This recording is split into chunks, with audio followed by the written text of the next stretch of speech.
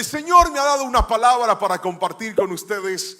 Y mientras estaba en mi tiempo devocional hace unos días estudiando la palabra del Señor, me pasó lo que me pasa siempre cuando leo la Biblia.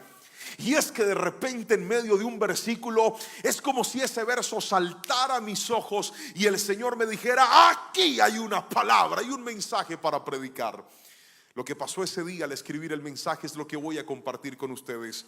Dios me ha regalado un mensaje de la palabra que hemos titulado de la siguiente manera: en la prueba Jesús ya tiene un plan. Lo vuelvo a repetir: en la prueba Jesús ya tiene un plan. Aquí es donde necesito que alguien levante la mano con fe y lo va a repetir conmigo a la cuenta de 3 muy fuerte. 1, 2, 3, dígalo: en la prueba Jesús ya tiene un plan. Gracias por esa alegría de aquellos que lo creen y dicen amén en esta noche.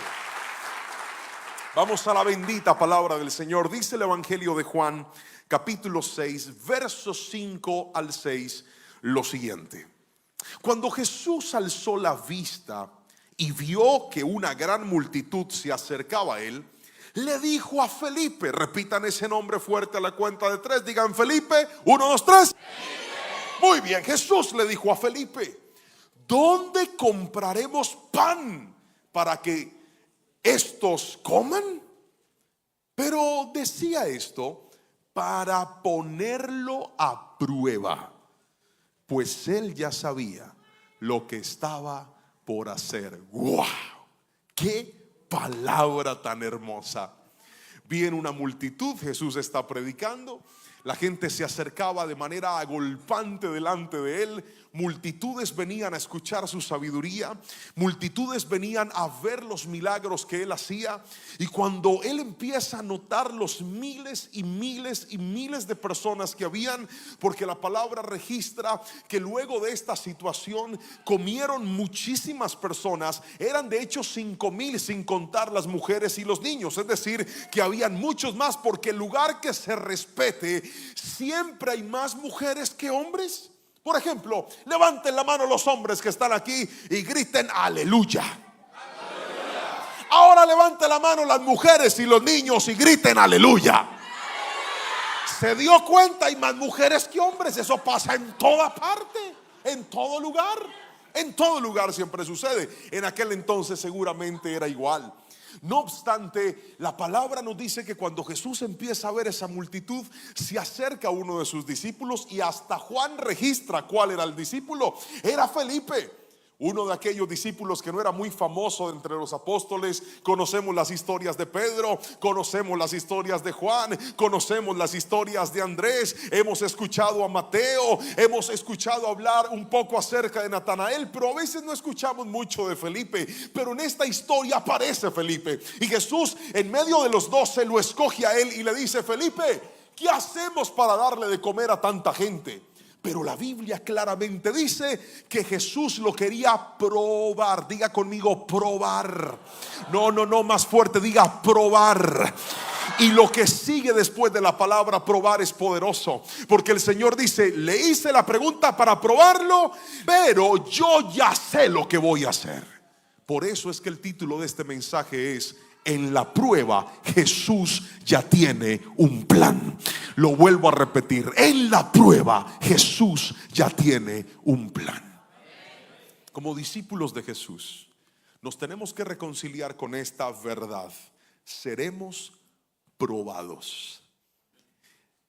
Atravesaremos situaciones en las que Dios buscará la manera de cerciorarse qué es lo que pensamos, qué es lo que creemos, cómo vemos la vida, cómo estamos percibiendo las diferentes temporadas en las que vivimos. Nos encantaría que no fuera así. Cómo nos gustaría vivir de gloria en gloria, de triunfo en triunfo y de victoria en victoria. Pero hoy le tengo una noticia. Yo veo en la palabra que el Señor le gusta probar a sus hijos. Y cuando hablo de probar, no estoy hablando de tentar, porque la Biblia dice que Dios no tienta a nadie. Cuando hablo de probar, estoy hablándoles de una palabra griega que aparece en la Biblia, y es la palabra peirasón. Yo sé que se le va a olvidar, pero se la puse en la pantalla, incluso se la traje en griego. Peirasón. Peirasón significa probar la fe y el carácter. Otra vez, ¿qué significa la palabra peirasón? Diga conmigo, probar la fe y el carácter. ¿Por qué hace Dios eso? La razón es esta: cuando Dios va a llevar a una persona a un nuevo nivel, primero lo prueba. Si apareciera alguien y le dijera a usted: oiga, le vendo esta cadena de oro, y esta cadena de oro vale, pongámosle un precio a la cadena de oro. A ver, ayúdenme ustedes a especular. Póngale más, que es una cadena gruesa. $10,000, ¿les parece?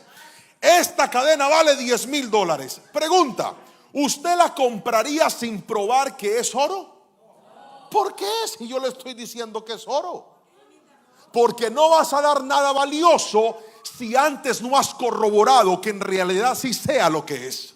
Hoy te quiero decir, cuando Dios prepara un nuevo tiempo para tu vida, Él primero te va a probar, y esa prueba tiene un propósito: mirar de qué tamaño es tu fe y de qué tamaño es tu carácter. Hay gente que está viviendo cosas que dice: pastor, ¿por qué me llegó esta prueba con mis hijos? Vine con noticias desde Colombia. Dios va a probar tu fe y va a probar tu carácter, porque va a meter a tus hijos en una nueva temporada, porque te va a meter a ti. Alguien tiene que decirme amén si toma la palabra. Dios nos prueba para llevarnos a un nuevo nivel. En lo que parecía una necesidad, Jesús dijo: voy a probar a estos muchachos, a ver qué tanto es que creen, qué tanto es que confían en mí. Y entonces le lanza una pregunta interesante a Felipe y le dice: ¿cómo hacemos para darle comida a tanta gente? Queridos hermanos, todo discípulo de Jesús tendrá que probar su fe, porque la fe te capacita y te valida para entrar en un nuevo nivel. ¿Quieres que tu matrimonio vaya a un nuevo nivel? Necesitas ser probado. ¿Quieres que tus hijos vayan a un nuevo nivel? Necesitas ser probado. ¿Quieres que tu ministerio vaya a un nuevo nivel? Necesitas ser probado. No hay peor error que aquellos que creen que ya son obra terminada. Le tengo una mala noticia. La Biblia dice que la buena obra que Dios empezó en nosotros la perfeccionará hasta el día de Cristo. Es decir, Dios con usted no ha terminado, Dios conmigo no ha terminado. Todavía hay más de Dios para ti. Alguien dígame amén. Hay más. Pero Dios, antes de hacer más, tiene que comprobar nuestra fe. Y le regalo esta frase: la fe que resiste al ser probada se llama fe comprobada. Otra vez: la fe que resiste al ser probada se llama fe comprobada. A mí, desde hace un tiempo para acá, me llegan muchos mensajes por las redes sociales, muchísimos. Yo ya perdí la cuenta de cuánta gente me escribe y me dice: pastor, me mandaron un mensaje y yo quiero saber si sí es usted. Sí, ¿qué dice el mensaje? Que usted está pidiendo unas donaciones para unos niños por allá en Uganda. Que si podemos escribir a este número de teléfono para saber si es usted. Cuando me llegan esos mensajes, le digo: hermano, usted no ha leído bien. Ahí dice Juan Pablo Lerman, no soy yo. Resulta que hay gente que toma mi correo, mi foto, y crea nuevos correos para tratar de estafar personas. ¿Cómo hago yo para evitar que eso pase? Todas mis cuentas están comprobadas, están verificadas. Yo tengo que mandar una documentación, tengo que mandar unos papeles y esperar que las plataformas digitales digan verdaderamente: este Calvito es el verdadero Calvito. Entonces mucha gente cae en la trampa porque siguen cualquier cosa y no se basan en lo que en realidad está comprobado.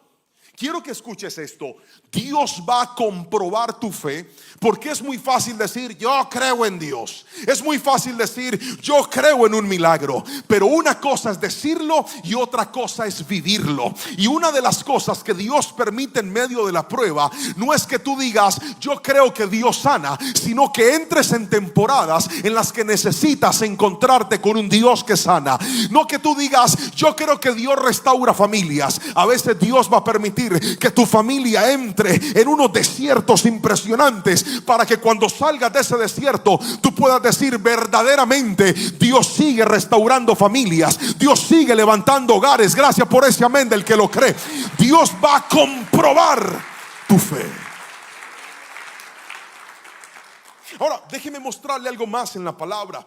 Y es que cuando yo veo la historia de Jesús con sus discípulos, antes de los grandes milagros hay grandes pruebas de fe. Lo vuelvo a repetir: antes de los grandes milagros hay grandes pruebas de fe.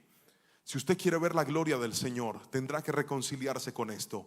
Tendrás que pasar por grandes pruebas de fe. Ahora, le quiero mostrar dos cosas que encuentro en esta palabra. Y es que el primer principio que veo de este mensaje es que Jesús quiere tu propuesta. Quiero que lo repita por favor conmigo. Felicito a los que están tomando nota. Escriban por favor. Primero, Jesús quiere tu propuesta. Hágalo personal. Llévese la mano al pecho, ahí en el corazón, y diga: Jesús quiere mi propuesta. Repítalo fuerte, la cuenta de 3. 1, 2, 3.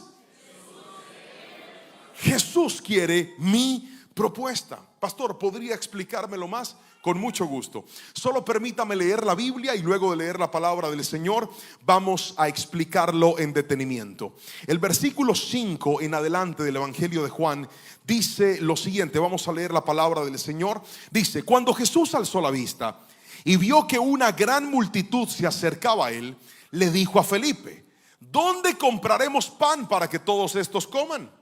Pero decía esto para ponerlo a prueba, pues él ya sabía lo que estaba por hacer. Versículo 7, léalo conmigo. Felipe le respondió: ni 200 días de sueldo bastarían para que cada uno de ellos recibiera un poco de pan. Andrés, que era hermano de Simón Pedro, y uno de los discípulos, le dijo: aquí está un niño que tiene 5 panes de cebada y 2 pescados pequeños. Pero ¿qué es esto para tanta gente? Qué interesante que cuando el Señor hace la pregunta a Felipe, él estaba esperando que Felipe le diera una idea. Pero Felipe, en lugar de darle una idea, le dio una queja. En lugar de decirle: Señor, déjame pensar, pues compremos aunque sea poquito, alimentamos a unos cuantos. No, Felipe, su respuesta es lanzar una cuenta natural y decir: es imposible alimentar a tanta gente. Felipe, en lugar de decirle: Señor, yo pienso que, a mí me parece que, ¿por qué no hacemos esto?, le resultó más fácil quejarse y decir: lo que me estás pidiendo es simplemente imposible.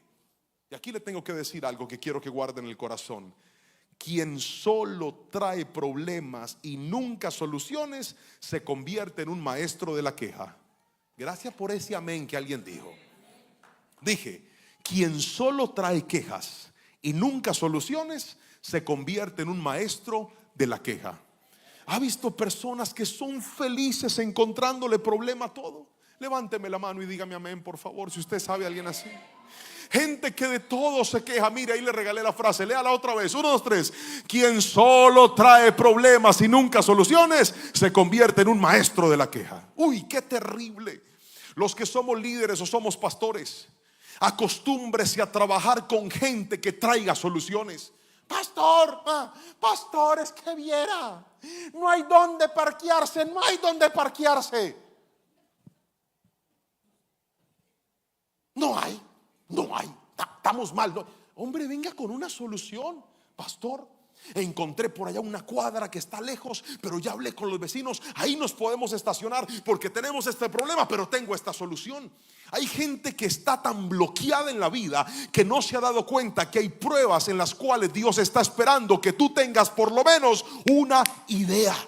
Pastor, es que esa idea es muy chiquita. Estoy pasando por esta dificultad, tengo estas deudas, tengo este problema y no sé qué hacer. Hoy vengo a decirte: necesitarás cambiar la queja por creatividad. Así no diga amén. Así es. Dije: cambia la queja por creatividad y dile: Señor, sí, tengo esta dificultad, pero voy a empezar con esto. Mire la diferencia. Levante todo el mundo la mano derecha y diga Felipe, pero hágala así como si estuviera despidiendo de mí. No se va nadie. Diga Felipe. Ahora levante la izquierda, diga Andrés. ¿Qué dijo Felipe? Dijo: ni con 200 días de salario le damos comida a esta gente. ¿Qué dijo Andrés? Señor, aquí hay un niño que tiene 5 panes y 2 peces.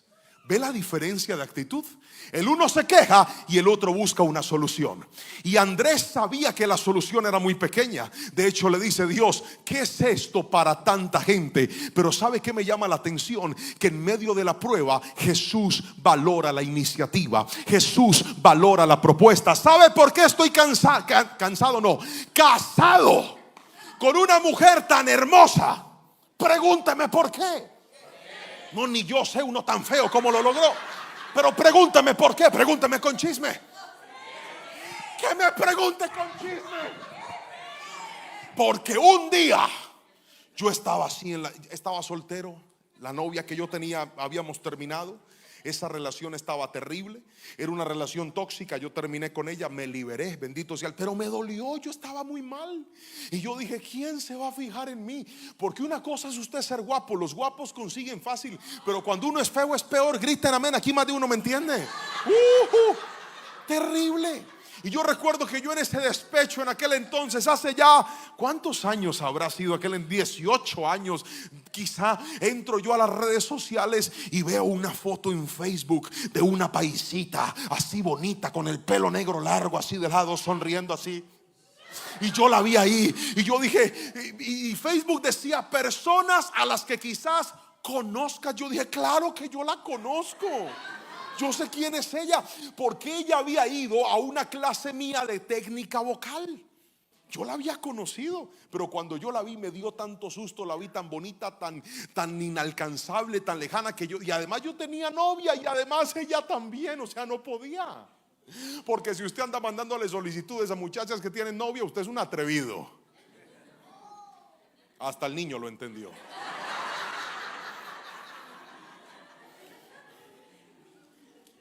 Entonces yo no tenía novia, yo ya había terminado.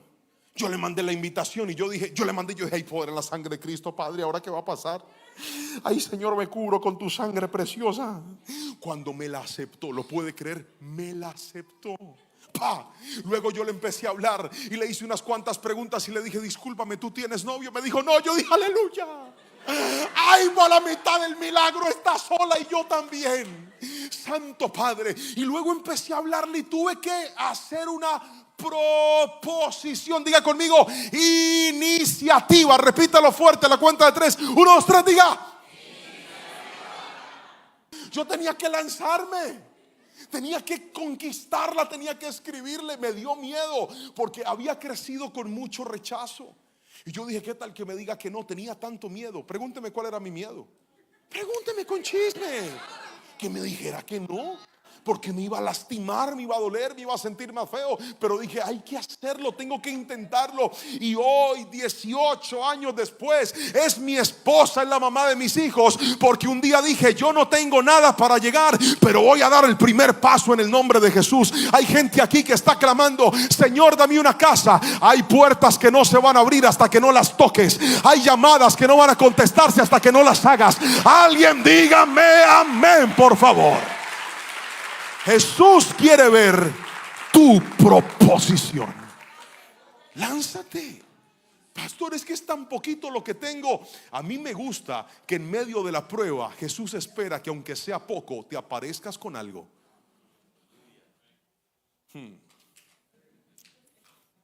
Pastor, estoy pasando por esta dificultad, me quedé sin trabajo. ¿Y qué está esperando? Estoy esperando que me llamen. ¿Cómo que me llamen? Levántate y ve y tú y toca la puerta en el nombre de Jesús. Pastor, es que yo ya mandé varios correos esperando ahí por el correo. No. Levántate tú y toco las puertas y no se me abren. Hay gente aquí sentada que está asustada, que lleva a Dios diciéndole desde hace tiempo: monta tu compañía, empieza con tu negocio. Pero es que yo no tengo los clientes, pero es que yo soy muy pequeñito, ni siquiera tengo papeles. Más papeles tiene un pescado. ¿Yo qué voy a hacer, pastor? ¿Quién me va a abrir la puerta? Hoy Dios me trajo a decirte, iglesia, en medio de la prueba, Dios necesita que des el primer paso y Él hace el resto en el nombre poderoso de Jesús. Alguien gríteme amén. Confía en el Señor. ¿Qué tienes en las manos? ¿Qué te ha dado Dios? Créele al Señor. Dios está esperando tu propuesta. Dios está esperando que tú le digas: Señor, ¿y si toco esta puerta? Señor, ¿y si empiezo de esta manera? Mírame a los ojos y escúchame lo que te voy a decir. Dios bendice a las personas que dan el primer paso. Dios ayuda a aquellos que, aunque no tienen muchos recursos, deciden confiar en sus promesas y decir: Señor, aunque no califico como otros califican, aunque no tengo lo que otros tienen, yo tengo las promesas de Dios y yo sé que Él me levantará. Y aunque de repente tropiece, y aunque de repente encuentre obstáculos, con mi Dios saltaré los muros, con mi Dios derribaré murallas. Alguien aquí tiene que entenderme. Dios está esperando que confíes en Él y que entiendas que las llaves que no tienes humanamente para abrir las puertas, en el nombre de Jesús hay poder para abrir puertas cuando confías en el Dios de lo imposible. Pero alguien aquí tiene que decir conmigo: Señor, lléname de fe para dar el primer paso en el nombre de Jesús, porque Dios bendice a la gente valiente. Los cobardes se pierden las bendiciones. Por eso confía en el Señor y lánzate en el nombre de Jesús, pero deja de verle problema a todo. Felipe es la demostración de una persona que a los problemas les encuentra más problemas. Terrible esa gente, terrible. ¿Ha visto gente así? De todo se quejan, andan viendo noticias y solo les aparecen noticias dolorosas. Terrible. Le mandan a uno videos de las peores noticias de la ciudad. En estos días yo tenía una familiar que no hacía sino mandarme noticias malas. Y yo le mandé un mensaje y le dije: le voy a pedir un favor, búsquese noticias buenas y mándeme noticias buenas. Ver noticias malas todo el tiempo le va a dañar la mente, la va a hacer sentir predispuesta. Esto no es bueno para su salud. Mi señora no me volvió a mandar ningún mensaje. Hay gente que parece que le gustara encontrarle lo malo a todo. ¿Los ha visto alguna vez? Si usted de aquellos que solo ve problemas, terminará siendo un obstáculo para la bendición. Se lo vuelvo a repetir y si le va a salir en la pantalla, dice así: quien solo ve problemas termina siendo un obstáculo para la bendición. Pastor, demuéstremelo con la Biblia. Con el mayor de los gustos. ¿Se acuerdan cuando el pueblo de Israel llegó a una frontera de la tierra prometida llamada Cades Barnea? Habían estado en el monte Sinaí por un año. Durante ese tiempo el Señor les permitió erigir el tabernáculo, les permitió ubicarse estratégicamente según las tribus como Dios les había ordenado, les había dado las tablas de la ley, los había conformado, les había dado el Levítico, les había dado las normas. Y de repente Dios levanta la nube y le dice: es hora de marchar. El pueblo se levanta y camina hacia una frontera llamada Cades Barnea. Repita conmigo ese nombre, por favor, diga: Cades Barnea. Dios le da una instrucción a Moisés y él decide escoger a 12 príncipes, los principales muchachos jóvenes de cada una de las 12 tribus. Eran 12, entre ellos habían dos, uno se llamaba Caleb y otro se llamaba Oseas. Pero Moisés decide cambiarle el nombre a Oseas y le dice: tú ya no te vas a llamar más Oseas, te vas a llamar Josué. Y le cambia el nombre a Oseas.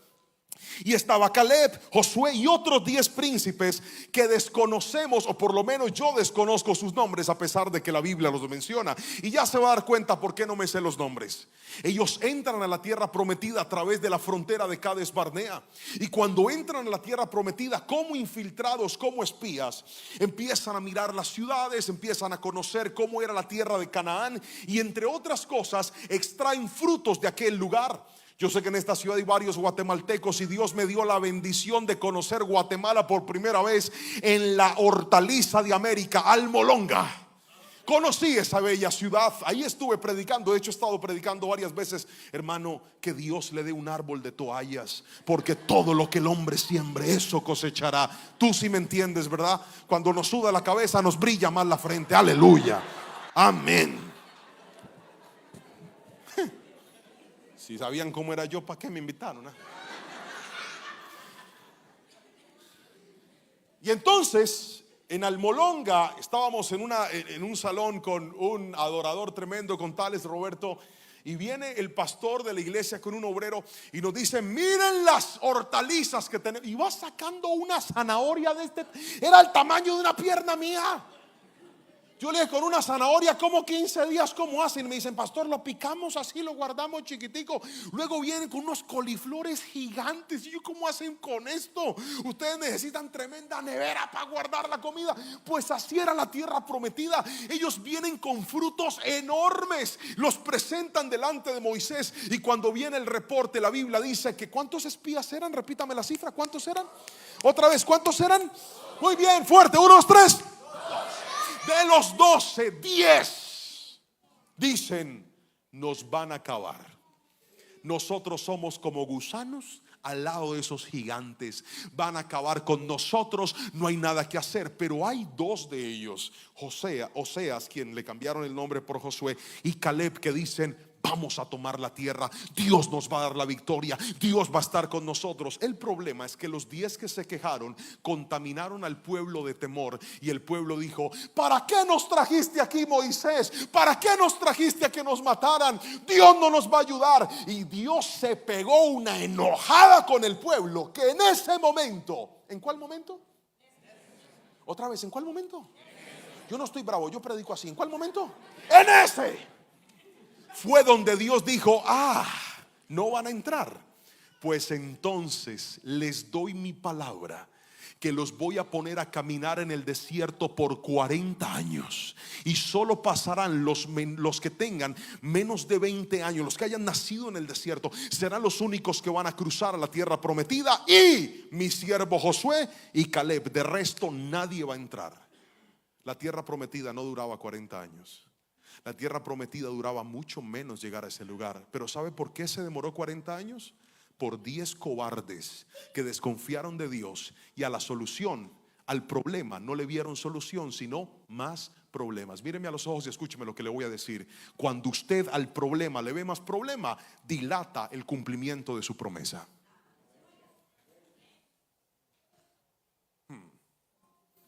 Si tú a tu dificultad solo le encuentras más dificultad, te vas a demorar más en ver la respuesta de Dios. Pero si tú decides creerle al Señor y decir: ese problema está grande, pastor, yo no sé cómo va a cambiar ese hombre, yo no sé cómo van a cambiar esos hijos, pastor, mis hijos tocaron la droga, yo pensé que eso nunca iba a pasar, pero cayeron en las drogas. Y a veces me lleno de angustia, me lleno de temor al saber: ¿será que él se iba a cambiar? ¿Será que se iba a salir de ese lugar? Pero hoy te digo: da el primer paso. Tal vez tu primer paso es llevarle una fundación, da el primer paso. Tal vez el primer paso es ponerlo en oración, da el primer paso. Tal vez el primer paso es volver a intentar, vuelve a dar el primer paso. Pastor, es que esto es muy pequeño. No le llames pequeño a los primeros pasos con fe, que yo veo en la palabra que cuando aparecen corazones como el de Andrés, que dice: Señor, tengo 5 panes y 2 peces, Dios dice: pues con eso pequeñito voy a hacer algo grande por ti y por esta generación. Alguien gríteme amén si me está entendiendo, por favor.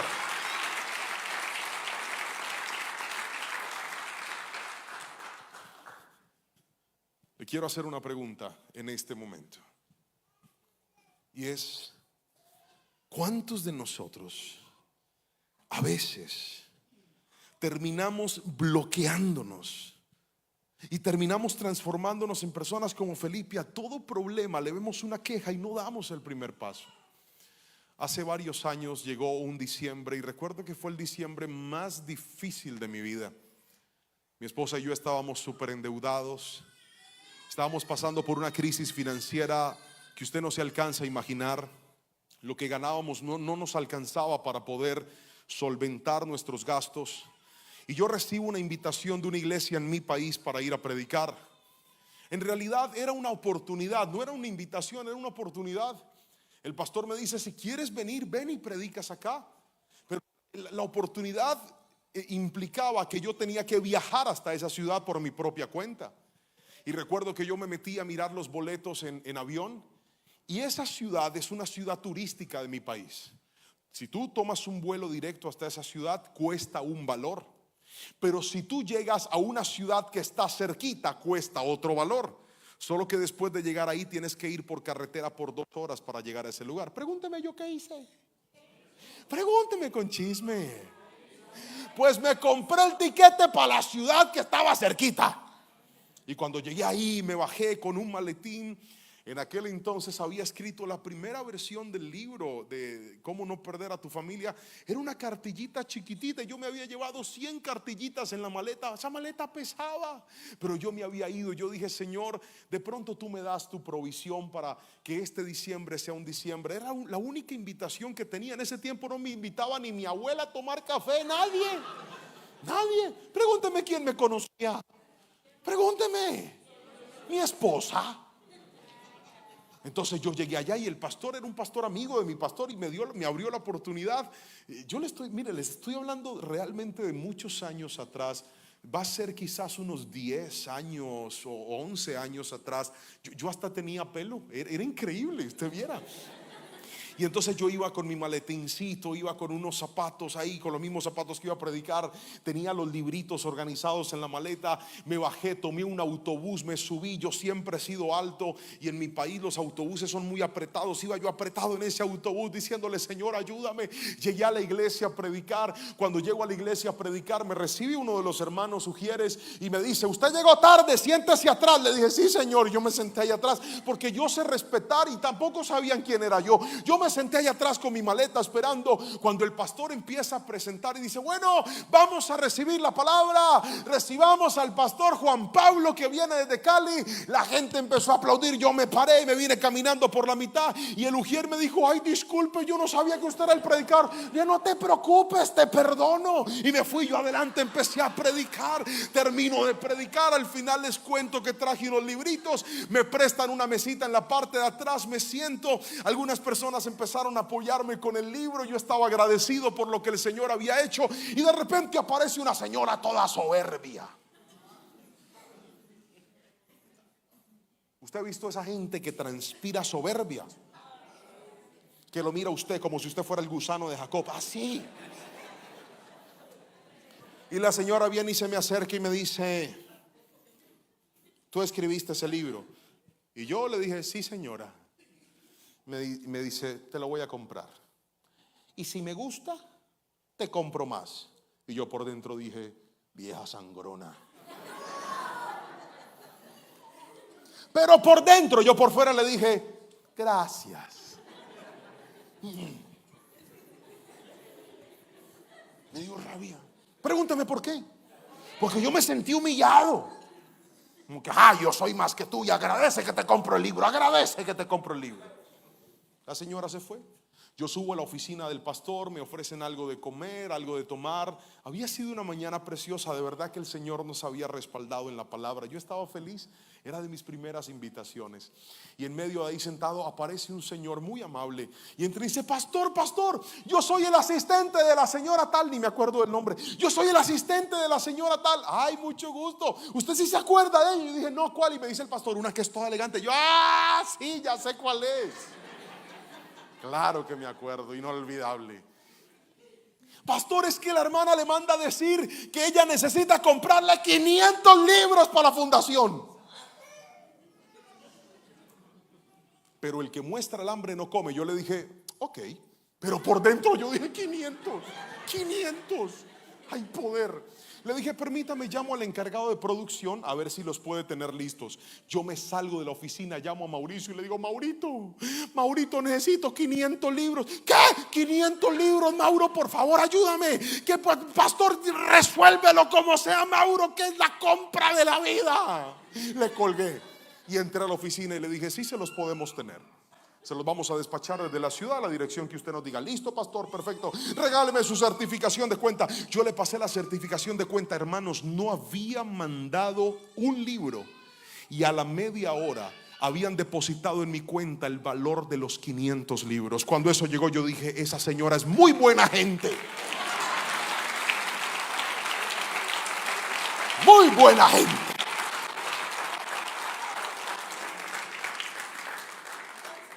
Solo el que ha pasado por una sequía, solo el que ha pasado por un momento de necesidad y de aflicción ¿Sabe lo que significa cuando Jehová de los ejércitos abre las ventanas de los cielos y te dice: hijo, ahí va mi bendición, hijo, ahí va mi provisión, hijo, no estás solo, hijo, no temas ni desmayes, porque yo soy tu Dios?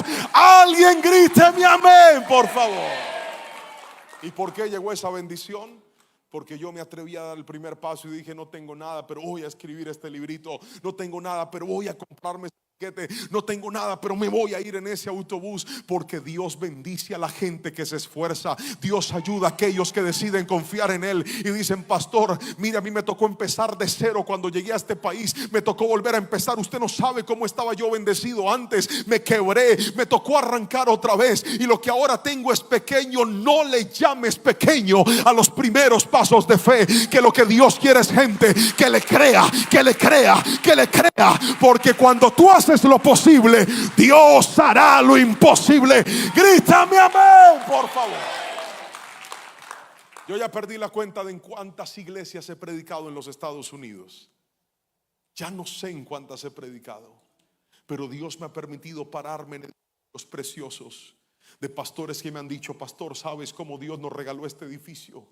Lo hizo porque yo decidí creerle. Hice una llamada, hice una pregunta, toqué una puerta, me presenté hasta sin recursos y le dije: yo le quiero comprar ese lugar, bendígame. Cuando una persona entiende que la obra de Dios no es nuestra, es de Dios, vas a dar pasos de fe y el Señor va a sustentar, y el Señor va a proveer, y el Señor te va a ayudar. Alguien dígame amén si me está entendiendo. Créele al Señor y da el primer paso. Pastor, es que no hay forma que Dios lo haga más fácil. No hay manera que Dios lo haga un poquito más sencillo. Seamos sinceros. Levante la mano los que les gustaría que algunas bendiciones fueran más fáciles. No, amén, no, levante la mano, yo lo veo. Levántela bien arriba. Levante las dos para que se vean más. Los que dicen: pastor, a mí me gustaría que el Señor lo hiciera un poquito más fácil. Sí, yo sé que Dios va a restaurar mi familia, pero yo quisiera que Dios lo haga más rápido. Yo sé que mi casa y yo serviremos al Señor, lo creo, pero yo quiero que pase más rápido. Yo sé que Dios tiene el poder de sacar el cáncer de mi cuerpo, pastor, pero yo quiero que Dios lo haga más rapidito. Yo sé que Dios tiene el poder, pastor, de cambiar el rumbo de mi vida, de quitarme esta depresión, de acabar con esta ansiedad, de devolverme el descanso y el sueño que he perdido por la angustia que cargo en mi vida. Yo quisiera que Dios lo haga más rápido, pero aquí le tengo que regalar una frase y quiero que la guarde en su corazón, y es esto: si todo fuera fácil, la fe no es necesaria. Otra vez: si todo es fácil, la fe no es necesaria. Recuerda que Dios va a probar su fe. Entonces no le pida a Dios cosas fáciles, porque lo fácil no requiere fe. Yo no necesito fe para creer que ahorita que salga me voy a montar en una troca gigante, porque el pastor tiene una troca gigante, grandísima. Yo cuando la vi dije: ¿cómo hace para subirse hasta por allá? Gigante. Yo no necesito fe para subirme ahora en la troca. ¿Por qué? Porque es fácil. Entonces hay gente que no ha entendido que lo difícil es lo que le gusta a Dios. Lo difícil es lo que más le agrada a Dios. Lo imposible es lo que más le gusta a Dios. Lo difícil nos asusta, a Dios lo alegra. Lo difícil a nosotros nos alarma, a Dios lo emociona. Lo difícil a nosotros nos imposibilita. Lo difícil para Dios es posible, porque Él es el Todopoderoso y para Él no hay límites. Alguien dígame amén. Si es difícil, métele fe, que ahí verás la gloria y el poder de Dios. Alguien, si va a alabar al Señor, hágalo con toda su fuerza. Respire profundo y grite amén en esta preciosa y hermosa noche. Si todo es fácil, la fe no es necesaria. ¿Qué te tiene preocupado? ¿Qué te tiene angustiado? ¿Qué te tiene haciendo cuentas como Felipe diciendo: me falta, me falta, me falta, me falta, me falta? Hoy te digo: si todo es fácil, no necesitas fe. Hay gente aquí que cada mes tiene que responder por una cantidad de compromisos y cada mes se llenan de angustia en lugar de llenarse de fe. Hoy vengo a decirte, en tus pruebas Jesús ya tiene un plan. Tú no sabes cuántos clientes vas a atender, pero Jesús sí sabe cuántos vas a atender. Tú no sabes cuántas ventas vas a hacer, pero Jesús ya las sabe. Él no necesita que tú lo sepas, porque si lo sabes se pierde la sorpresa. Y el Señor le gusta sorprendernos diciéndonos: creíste que no iba a pasar, pues mira que sí pasó. Creíste que no iba a llegar, pues mira que sí llegó. Creíste que no podías, pues mira que yo sí pude. Alguien alabe su nombre y dígame amén, por favor. Si todo es fácil, la fe no es necesaria. Cuando te encuentres con retos más grandes que tú, recuerda esto: si fuera fácil, no necesitaría fe. Voy a creerle al Señor. Y cuando Él te meta en una nueva temporada, tal vez lo que Él quiere es estirar tu fe para que vuelvas a creer. Pero es que yo creía en el ayer. No, necesitas una fe nueva. Pero es que yo vi milagros en el ayer. Pero necesitas una fe nueva. Por eso Dios va a estirarte, porque yo no sé para quién es esta palabra, pero la vuelvo a soltar. Todavía no has terminado de ver los portentosos milagros que Dios hará en tu historia. Aún no has visto lo más grande de Dios. Todavía falta más. Dígame amén, por favor. Ahora déjeme pasar al siguiente principio, y es este: Jesús quiere mostrar su gloria. Lo vuelvo a repetir: Jesús quiere mostrar su gloria. Le dije que la predicación de hoy se llama En la prueba, Jesús ya tiene un plan. Lo primero que aprendimos es que Jesús quiere nuestra propuesta. Y fue el momento en el que te hablé de la característica de Andrés y de Felipe. Mirábamos que Felipe es el que hace cuentas, el que se queja, el que encuentra problemas en todo. Andrés es el que llega con una solución. Andrés es el que llega con una idea y dice: Señor, hay esto, es bien poquito, pero hay esto. No es mucho, pero hay esto. No tengo casi nada, pero encontré un niño que tiene esta comida. Sé que no es mucho para tanta gente, pero aquí es donde viene el segundo punto de esta palabra, y es: quiero que levante la mano derecha y lo va a repetir conmigo fuerte. ¿Listo? 1, 2, 3. Jesús quiere mostrar su gloria. Vamos, fuerte, iglesia. 1, 2, 3. Jesús quiere mostrar su gloria. Vamos a la palabra del Señor, a leer el versículo 5 al 9, por favor. Versículo 5 al 9 dice de la siguiente manera: Cuando Jesús alzó la vista y vio que una gran multitud se acercaba a él, le dijo a Felipe: ¿dónde compraremos pan para que todos estos coman? Pero decía esto para ponerlo a prueba, pues él ya sabía lo que estaba por hacer. Felipe le respondió: ni 200 días de sueldo bastarían para que cada uno de ellos recibieran un poco de agua. Andrés, que era hermano de Simón Pedro, y uno de sus discípulos, le dijo: aquí está un niño que tiene 5 panes de cebada y 2 pescados pequeños. ¿Pero qué es esto para tanta gente? Versículo 10, léalo conmigo fuerte. Dice: entonces Jesús dijo: hagan que la gente se recueste. Había mucha hierba en aquel lugar y se recostaron como 5,000 hombres. Jesús tomó aquellos panes y luego de dar gracias los repartió entre los discípulos, y los discípulos entre los que estaban recostados. Esto mismo hizo con los pescados y les dio cuanto querían. Verso 12: cuando quedaron saciados, les dijo a sus discípulos: recojan los pedazos que sobraron para que no se pierda nada. Verso 13: entonces ellos recogieron los pedazos que de los 5 panes de cebada les sobraron a los que habían comido, y con ellos llenaron 12 cestas.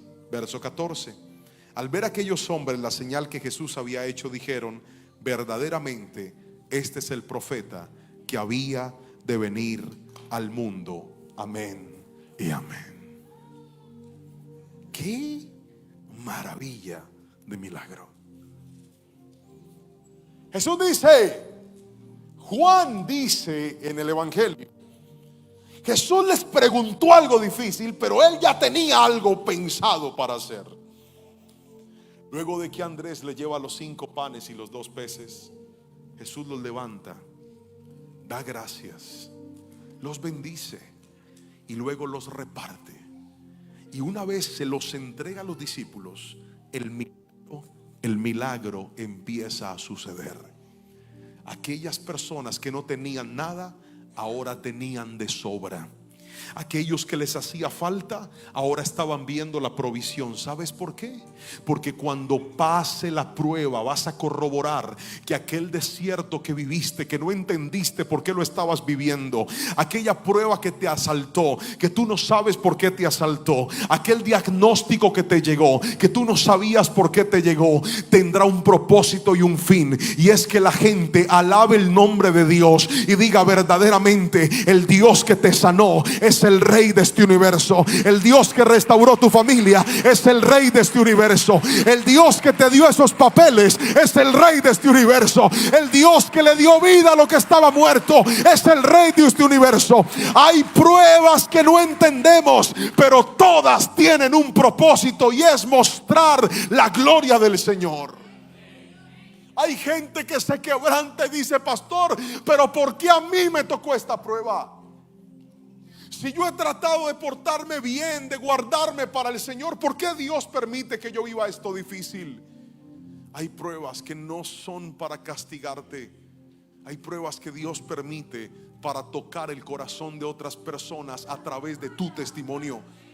Hay gente que se enfermó y Dios necesitaba que esa enfermedad tocara tu cuerpo, porque eres tan tremenda evangelista que era la única manera que le demostraras a ese médico que dijo que no tenías esperanza, que Dios tiene el poder de levantar a alguien que estaba muerto. Alguien dígame amén si me está entendiendo.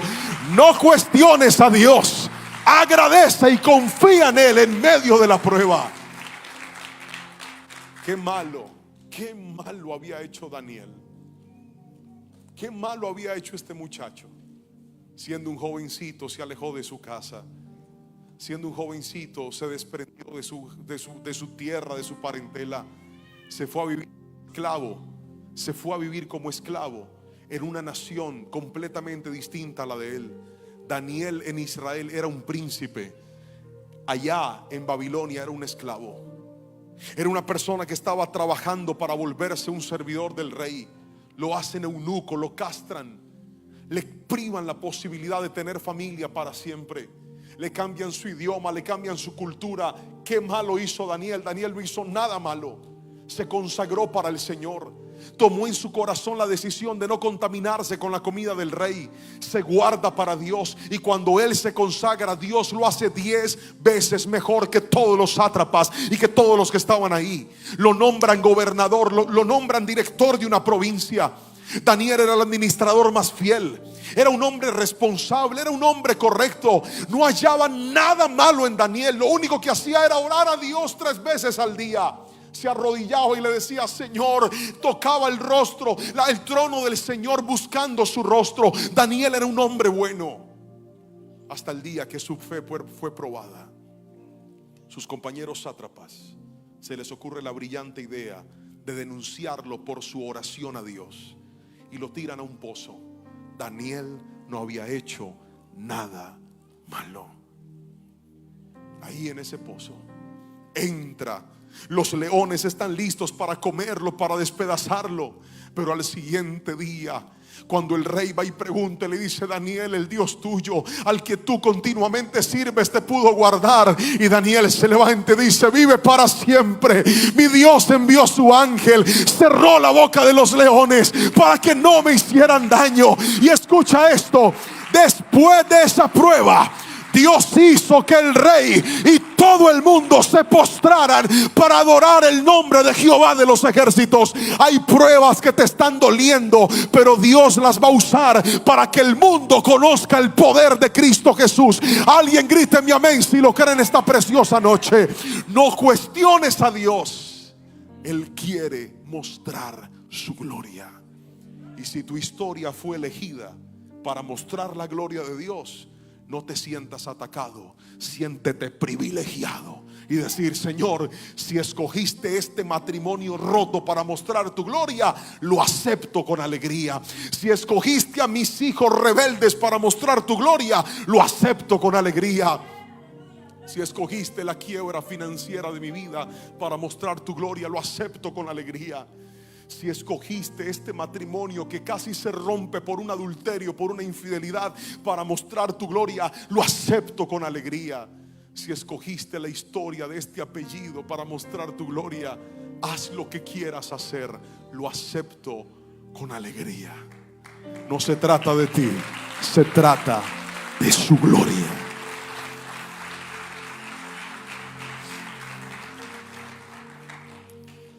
Y aquí tengo que regalarle una frase que quiero que guarde en su corazón, y es esta: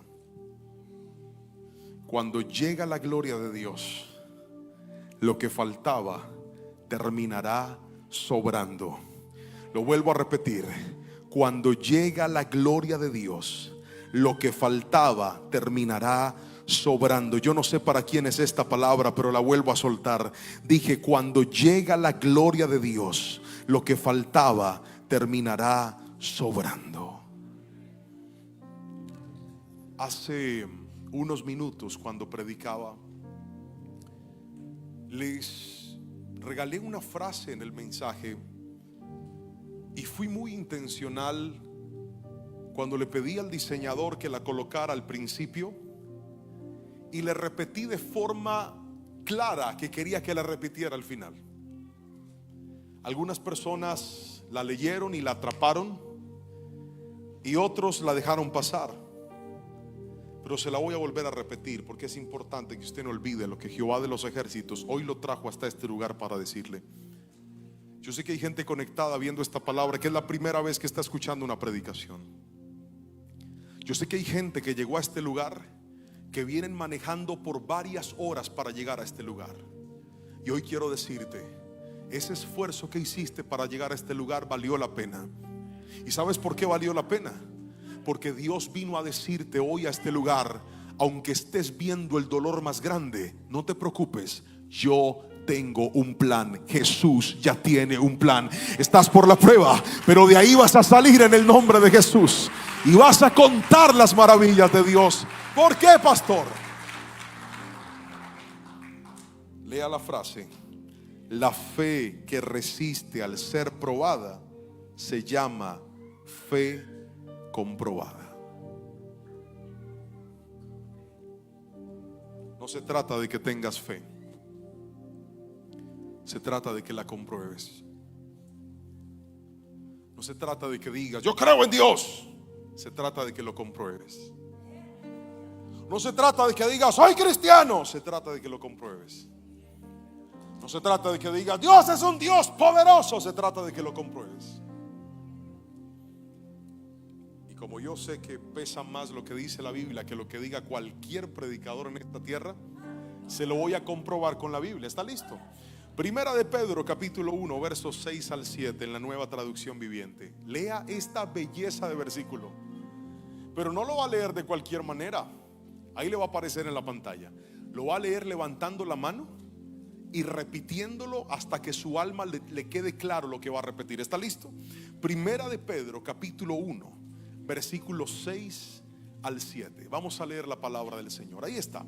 Dice: así que alégrense de verdad, les espera una alegría inmensa, aunque tienen que soportar muchas pruebas por un tiempo breve. Estas pruebas demostrarán que su fe es auténtica.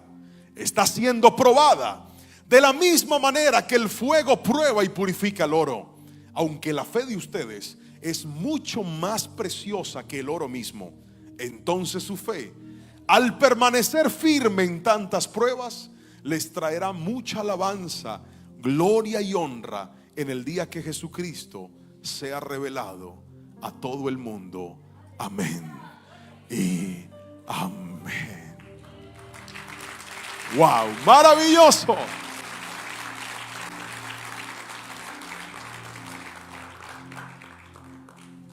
Pedro dice: esa fe de ustedes es más preciosa que el oro. Y cuando termine esa prueba, van a glorificar a Cristo y van a decir: gracias Dios por lo que permitiste y por lo que no permitiste, por lo que llegó y por lo que se fue. Gracias, porque aún en el momento más difícil terminé comprobando que tú no estabas jugando a los dados. Dios tenía un plan. Póngase de pie, por favor. Tengo la costumbre de terminar las predicaciones con una frase. Esto me lo enseñó mi pastor, y es una frase que quiero que guarde en su corazón. Quiero que por favor la tengan lista, muchachos. La última imagencita. Y quiero que la guarde en su corazón y la atesore. Es más, si usted sufre de mala memoria, puede sacar su celular y tomarle una foto a esta imagen. Ahí está. Va a tomarle una fotico y la va a guardar en su corazón para que no se le olvide lo que hoy el Señor le ha hablado. Póngala en sus estados. Si alguien le pregunta: ¿qué aprendiste hoy? Dígale: esto fue lo que aprendí hoy. ¿Qué te dijo Dios en la iglesia? Diles: esto fue lo que me dijo Dios en la iglesia. ¿Están listos? La vamos a leer a la cuenta de 3. Todo el mundo con fe y fuerte se va a escuchar su voz. 1, 2 y 3. La prueba puede ser grande, pero nunca será más grande que mi Dios. Aunque muchas veces no sepa qué hacer, hoy crece mi fe en Él, porque Jesús siempre tiene un plan. Amén y amén. Aleluya.